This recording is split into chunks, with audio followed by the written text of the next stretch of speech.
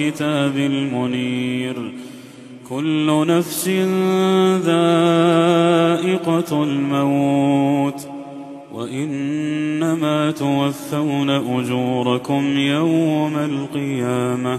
فمن زحزح عن النار وأدخل الجنة فقد فاز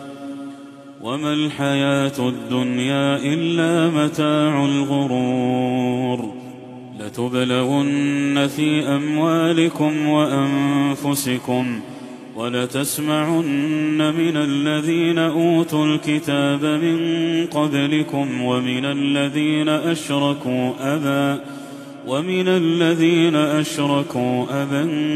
كثيرا وإن تصبروا وتتقوا فإن ذلك من عزم الأمور.